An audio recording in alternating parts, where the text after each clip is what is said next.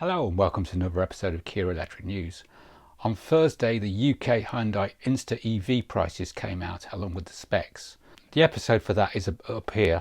Following on from that, the Hyundai website has been updated with even more information and also the configurator and prices. There are two trim levels starting from 23,495 for the 01 trim 41 kilowatt hour version all the way up to the 26,745 49 kilowatt hour version. There is an optional tech pack available on the 02 trim for £500, which includes vehicle to load socket and the digital key, and also an option for two-tone roof pack, which is also £500. It's not clear if both trims have vehicle to load enabled on the charge port. Some of the comments still say this car is overpriced, but with this spec compared to the Dacia Spring, is it that expensive? Please let me know in the comments. Some late breaking news on this Saturday morning. The Hyundai Inster UK specs, the blind spot monitors were mentioned in the UK press release on Thursday, which you would think included the 3D view monitor. This is now completely missing from the detailed specs in the attachment and also on the Hyundai website specs. Also, I've had even more comments on Thursday's video. The pricing has not gone down well at all. If you remember, it was rumoured that the starting price would be 22k. So I'm not really surprised. The Citroen EC3 starts at 21,990 and seems like a much better value, and actually is a better looking car in my opinion. On the Canadian EV9 E-Shifter problems, I've received this update from Bob Stevenson. Bob says it's been over a week since Kia replaced my lever complete shift by wire. The Canadian part number is 467W0D0100, the same part that was replaced in Remy Martin's EV9 September the 3rd, 2024. And he's since driven 2,000 kilometres. We are the only two that I know of that have had the part changed. We picked up our EV9 at Passwell Chrysler, which is the same owner as the Kia, Tuesday, October the 1st, and we've been out to the islands and done a bit of travelling. Today we will take the ferry from Salt Spring Long Harbour to Vancouver, and we plan to return home next week. The EV9 has operated without issues except for the warning attached, which is the authentication error, which I've seen on Reddit. So far I've not got around to resolving this new issue, and my dealership has requested I bring in the EV9 with both sets of keys and they will reset the system. We love driving the EV9. There must be 100 or more 2025 EV9 owners with their EV9 stuck at Kia dealerships with this problem, with their expensive cars in limbo. Kia Canada has not yet acknowledged the issue publicly and has left the service departments across Canada to try to explain what is happening without what appears to be any significant Kia Canada support. I had a further message from Bob. I forgot to mention that Danny Stratton has been told by Downtown Kia Vancouver that the part, which is the same one which is on order, as ETA of December. Danny is 6'4" tall with a family and is struggling to get a suitable rental for the $57 daily allowance that Kia warranty allows, according to policy. I also learned Kia dealerships are hesitant to provide loaners because Kia Canada only compensates them $38 a day. My Kia dealership was great and went beyond what Kia Canada would pay for. That's good news, and good news that Bob's got it fixed. And this is the message from the dealer. The cause of failure is confirmed to be the E-Shifter. Kia has identified a defective batch. However, the reason this is not the fix is that the inventory E-Shifters are part of this defective batch, so all the ones in stock have got the same issue. Kia is working on an updated part which they anticipate will be available around the end of October. I know this is not ideal timeline, but at least we are starting to get information. Anyway, at least it's getting sorted, but it's so slow.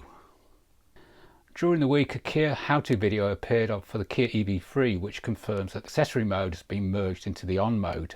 This is a good thing since it stops the accidental 12-volt battery drain. Inside EVs reveals Hyundai's plan for underground EV fires, this firefighting robot. They say, according to Korea's Yonhap news agency, reports that Hyundai is working with the country's National Fire Agency to develop and deploy a remote-controlled firefighting vehicle starting in 2026. The robot is depicted in the handout illustrations as a 6-wheel bright red tank-like vehicle. It is reportedly based on an existing multi-purpose unmanned vehicle platform from Hyundai Rotem, the conglomerate's industrial vehicle arm. The vehicle is said to have water cannons and enhanced heat resistance, which it would need since lithium-ion battery fires can reach temperatures of 5,000 degrees Fahrenheit. During the week, Car Scene Korea put out a video of the Kia Ray small EV, which we don't get over here, versus Hyundai Inster. The Kia Ray is only available in South Korea, but priced at less than £20,000, shows what could be achieved if Kia used LFP batteries instead of NCM batteries. Electric also did this story about the 2025 version of the Ray prices and specs being announced in Korea this week, so you can see what it's all about.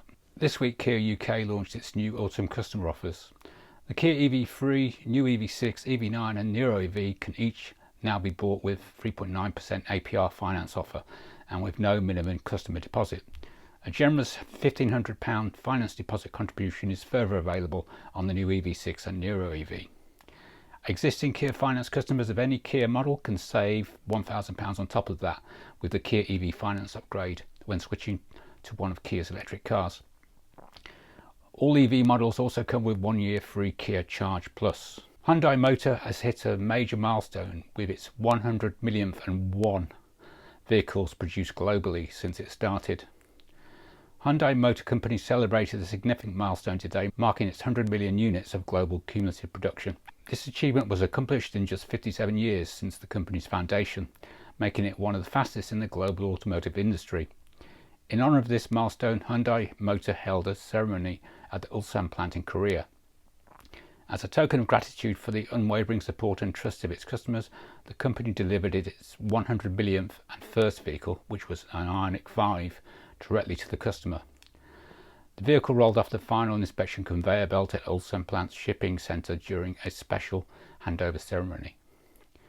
The event also features a celebratory display commemorating 100 million and one, symbolising Hyundai Motor's commitment to pushing one step further with its past accomplishments as the foundation. Early during the week I came across this post on EV6 Reddit about the US NACS charging system. A survey from Kia that this owner had been sent gives additional information on NACS. Apparently charging speeds will be limited to 100 kilowatts as we thought, which is 25 minutes to a 50% charge. NACS to CCS adapter will be $245 from Kia. Only Kia branded NACS adapters provide warranty protection if there's an issue whilst charging, so that's quite important, so you can't just use a cheap one even if it is the same. Korean Car Blog reports that spy shots of the Hyundai Ioniq 9 have been spied in Nevada, with most camouflage removed. In these images provided by Vofking, you can now clearly see the front and rear lighting patterns and see that the Ioniq 9 remains very close to the concept version. This week, Hyundai Mobis announced it has become the first Asian company to receive cybersecurity certification from the European Automotive Association. Hyundai Mobis has become the first Asian automotive supplier to obtain cybersecurity certification in Europe, where it is leading the global automotive security standards. Cybersecurity has emerged as a critically important area as the proportion of software in vehicles increases and user customized data processing becomes more prevalent.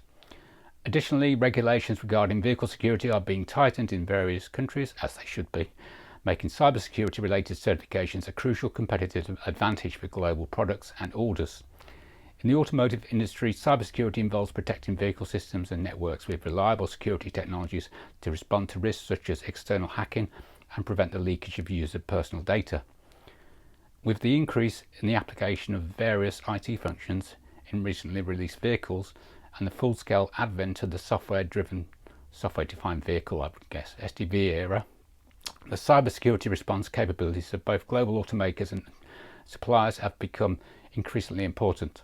I say this: all parts of Hyundai Group's automotive business should be heading in this direction, especially after last week's revelations about the US Kia hack. Whilst we are on the subject of Hyundai Mobis, this week Korean Economic Daily reports that Hyundai Mobis has launched its new version of its ICCU, allowing three-phase charging at 22 kilowatts AC. This is due to be released by the end of 2025. This doubles the speed of existing 11 kilowatt version that is currently available in both Kia Genesis and Hyundai electric vehicles. It seems to have taken ages for them to catch up with my wife's 2018 Renault Zoe, which has had that for years though. Inside EVs confirms the news that I mentioned a few weeks back that the Hyundai Ioniq 5 will join Waymo's driverless taxi fleet. Waymo, the Alphabet-owned autonomous taxi company, will add American-made Hyundai Ioniq 5 electric vehicles to its fleet. This will be the first phase of a new multi-year partnership between Waymo and Hyundai Motor Company that will result in robotaxi venture getting a significant number of vehicles from the company. And these vehicles will come from Georgia, where the new plant is.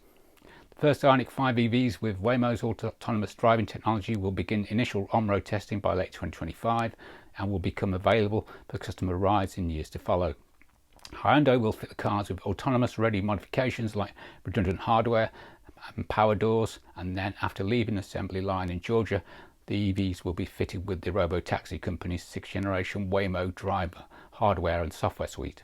And finally this week, following Hyundai Group's announcement of producing its 100 millionth vehicle, Hyundai and YouTube released this video of an Ioniq 5N roaring through the desert, tearing it up really, maybe in celebration of this fact. The YouTube blurb says this: redefining off-road excitement with electric performance that breaks new ground. Please note, professional driver on a closed course. Please do not attempt. Born in Namyang, honed at the Nürburgring, Hyundai N isn't named for just a place, it's the experience you get around every N-shaped chicane, corner and hairpin. It's fun, heart-pumping excitement that you can own and enjoy. Get the pun? Do more than simply drive, enjoy every second of it. Never just drive. Anyway, that's all for this week. Thanks for all the likes, comments and subscribes. If you're a regular viewer of Kia Electric News, then please hit the subscribe button if you haven't already, so you never miss an episode. A big shout out to my channel members for your financial support. Please consider supporting this channel by using my Octopus referral codes, giving super thanks or becoming a channel member to get episodes early. As always, links to all stories are in the show notes. Thanks for watching.